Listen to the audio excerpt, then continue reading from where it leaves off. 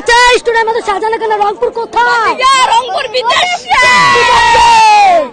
বরিশাল তো রংপুরকে খুঁজছে ভাতিজা, রংপুরকে তো পাওয়া যাচ্ছে না আজকে। আবেগ কইরা ভালোবাসা তারপর নিজে হাতে লঞ্চটা বানিয়ে নিয়ে এসেছি।